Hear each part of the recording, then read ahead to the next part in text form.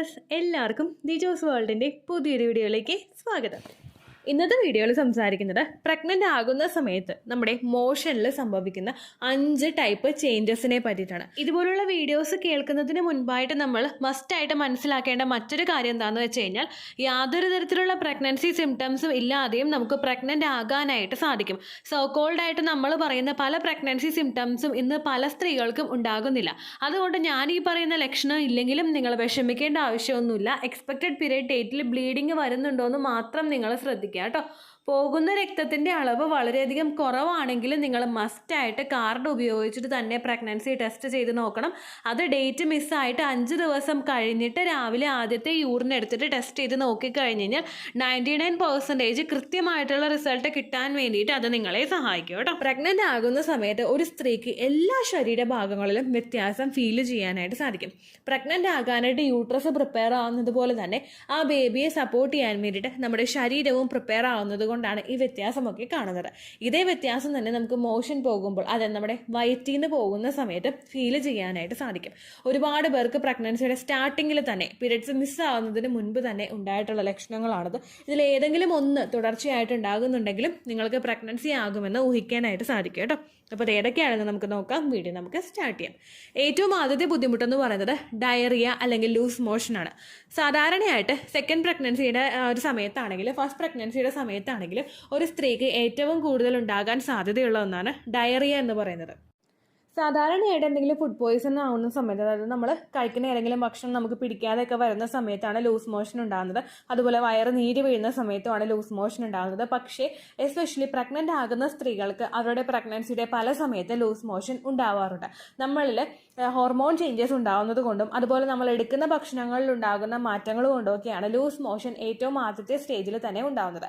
വളരെ വേദനയോട് കൂടിയിട്ടുള്ള loose motion ആയിരിക്കും നമുക്ക് ഉണ്ടാകുന്നത്. അതായത് മോഷൻ പോകാനായിട്ടുള്ള വേദനയായിരിക്കില്ല, പക്ഷേ മോഷൻ പാസ് ചെയ്യുന്ന സമയത്ത് നമുക്ക് വയറിൽ വേദന ഉണ്ടാവുക, പിടിച്ചാൽ കിട്ടാത്ത പോലെയുള്ള ഒരു അവസ്ഥ വരില്ലേ, ആ ഒരു സെൻസേഷൻ ആയിരിക്കും നമുക്ക് ഉണ്ടാവുന്നത് കേട്ടോ.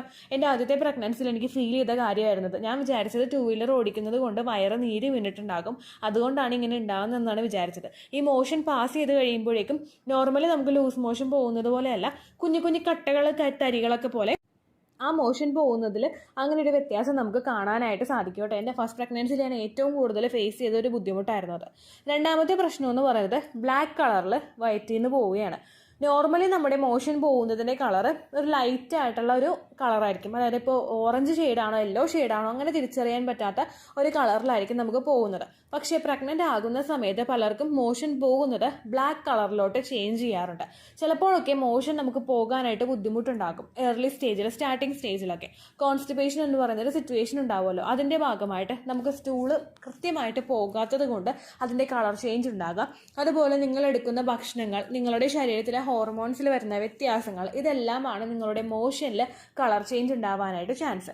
ഇപ്പോൾ അയേണിൻ്റെ സപ്ലിമെൻറ്റ്സ് ഒക്കെ നേരത്തെ എടുത്തു തുടങ്ങുന്നവർക്ക് ഈ ഒരു വ്യത്യാസം എളുപ്പത്തിൽ തിരിച്ചറിയാൻ സാധിക്കില്ല കേട്ടോ. കാരണം അയേൺ മെഡിസിൻ എടുക്കുമ്പോഴേക്കും നമുക്ക് ആ ഒരു ചേഞ്ചസ് ഓൾറെഡി തന്നെ മോഷനിൽ പ്രഗ്നൻ്റ് ആണെങ്കിലും പ്രഗ്നൻ്റ് അല്ലെങ്കിലും തിരിച്ചറിയാനായിട്ട് സാധിക്കും. അപ്പോൾ ഇത് നമുക്ക് രണ്ടാമതായിട്ട് സംഭവിക്കുന്ന ഒരു മാറ്റമാണ്.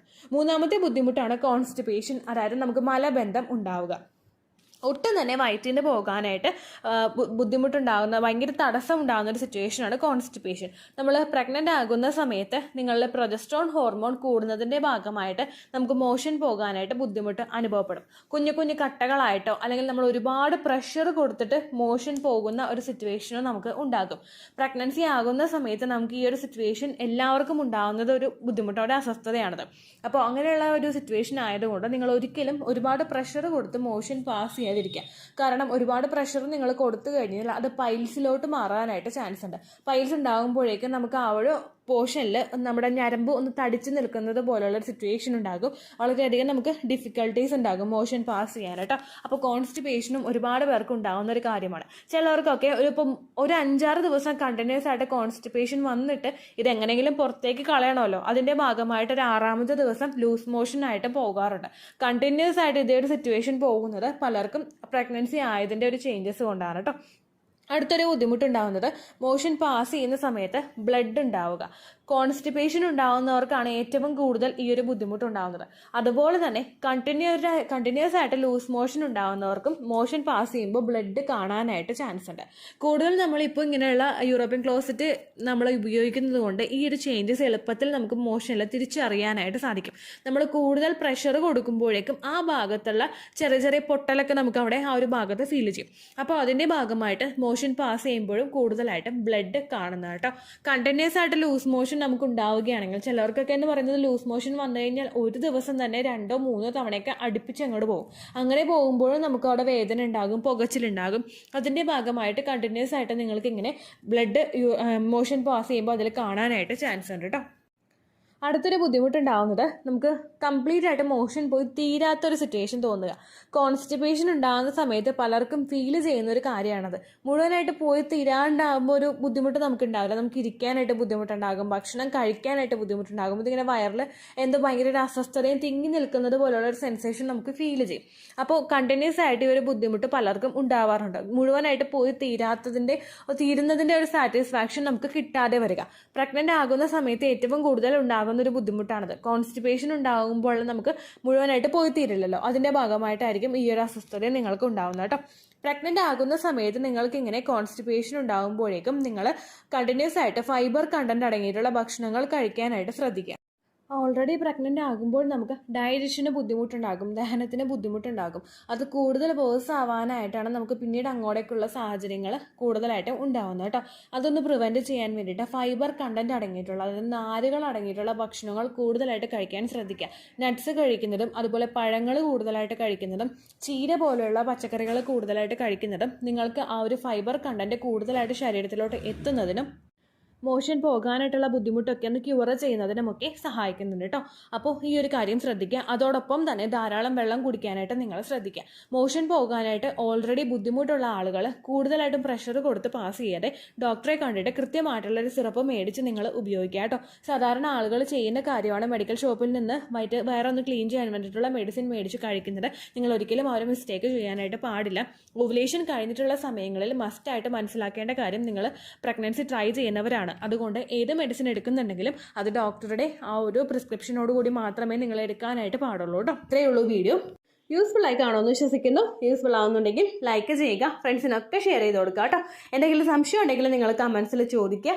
പണ്ടത്തെ വീഡിയോയ്ക്ക് കമൻസ് ഇടുന്നവർക്ക് റിപ്ലൈ ലഭിക്കുന്നില്ലെങ്കിൽ ലേറ്റസ്റ്റ് ആയിട്ട് ഞാൻ ഏത് വീഡിയോ ആണോ അപ്ലോഡ് ചെയ്യുന്നത് അതിന് താഴെ കമൻറ്റ് ഒന്ന് കോപ്പി പേസ്റ്റ് ചെയ്യാനായിട്ട് ശ്രദ്ധിക്കുക കേട്ടോ. അതുപോലെ ഓവുലേഷൻ ഡേറ്റ് കാൽക്കുലേറ്റ് ചെയ്ത് തരാനായിട്ട് റിക്വസ്റ്റ് ചെയ്യുന്ന ആളുകൾ എത്രയാണോ സൈക്കിൾ ലെങ്ത് അത് മെൻഷൻ ചെയ്യാനായിട്ട് ശ്രദ്ധിക്കുക. സൈക്കിൾ ലെങ്ത് എന്നതുകൊണ്ട് ഉദ്ദേശിച്ചത് ഓരോ മാസവും എത്ര ദിവസം കൂടുമ്പോഴാണോ ബ്ലീഡിങ് വരുന്നത് അതാണ് സൈക്കിൾ ലെങ്ത്. കഴിഞ്ഞ മാസം ഒരു 8-ാം തീയതിയാണ് ബ്ലീഡിങ് ആയതെങ്കിൽ ഈ മാസം 6-ാം തീയതിയാണ് ബ്ലീഡിങ് ആയതെങ്കിൽ കഴിഞ്ഞ മാസം 8-ാം തീയതി മുതൽ ഈ മാസം 6-ാം തീയതി വരെ എത്ര ദിവസമുണ്ടോ അത് കാലണ്ടറിൽ എണ്ണി തിട്ടപ്പെടുന്നതാണ് നിങ്ങളുടെ സൈക്കിൾ ലെങ്ത്. സൈക്കിൾ ലെങ്ത് നമ്മൾ കൃത്യമായിട്ട് കാൽക്കുലേറ്റ് ചെയ്യുകയാണെങ്കിൽ ഓവുലേഷൻ ഡേറ്റ് എളുപ്പത്തിൽ കണ്ടുപിടിക്കാൻ വേണ്ടിയിട്ട് ഒരുപാട് ആപ്ലിക്കേഷൻസും ഒരുപാട് ഓൺലൈൻ ആയിട്ടുള്ള വെബ്സൈറ്റുകളും ഇന്ന് നമുക്ക് അവൈലബിൾ ആണ്. പ്ലേ സ്റ്റോറിൽ പോയിട്ട് ഓൺലൈൻ ഓവുലേഷൻ ട്രാക്കർ എന്ന് ടൈപ്പ് ചെയ്ത് കഴിഞ്ഞാൽ നിങ്ങൾക്ക് അതുമായിട്ട് ബന്ധപ്പെട്ടിട്ടുള്ള ആപ്ലിക്കേഷൻസ് കിട്ടും. അത് പറ്റുന്നില്ല എങ്കിൽ ഗൂഗിളിൽ പോയിട്ട് ഓൺലൈൻ ഓവുലേഷൻ കാൽക്കുലേറ്റർ എന്ന് ടൈപ്പ് ചെയ്ത് കഴിഞ്ഞാൽ അതുമായിട്ട് ബന്ധപ്പെട്ടിട്ടുള്ള വെബ്സൈറ്റുകൾ നിങ്ങൾക്ക് കിട്ടും. അതിൽ നിങ്ങളുടെ ലാസ്റ്റ് മന്തിലെ മെൻസ്ട്രേഷൻ്റെ ഡേറ്റും ഒപ്പം ഞാൻ ഈ പറഞ്ഞ രീതിക്ക് നിങ്ങൾ കാൽക്കുലേറ്റ് ചെയ്യുന്ന സൈക്കിൾ ലെങ്ത്തും എൻ്റർ ചെയ്ത് കൊടുക്കുകയാണെങ്കിൽ നിങ്ങൾക്ക് കൃത്യമായിട്ട് ഓവുലേഷൻ ഡേറ്റ് കണ്ടുപിടിക്കാനായിട്ട് സാധിക്കും. ഫെർട്ടൈൽ ടൈം പീരീഡും നിങ്ങൾക്ക് കിട്ടും. അതായത് എത്ര ദിവസം മുതൽ കോൺടാക്ട് ചെയ്ത് തുടങ്ങിക്കഴിഞ്ഞാൽ നിങ്ങൾ പ്രഗ്നൻ്റ് ആകും എന്നുള്ളൊരു ഡേറ്റും നിങ്ങൾക്ക് പ്രോപ്പറായിട്ട് കിട്ടും കേട്ടോ. ഇത് കാൽക്കുലേറ്റ് ചെയ്യുന്ന സമയത്ത്, സൈക്കിൾ ലെങ്ത് കാൽക്കുലേറ്റ് ചെയ്യുന്ന സമയത്ത് നിങ്ങളുടെ ആ ഒരു കലണ്ടറിൽ നോക്കി തന്നെ നിങ്ങൾ കാൽക്കുലേറ്റ് ചെയ്യുക. പല മാസങ്ങളിലും 30-31 ദിവസമുണ്ട്. അതുകൊണ്ടാണ് അങ്ങനെ പറഞ്ഞത്.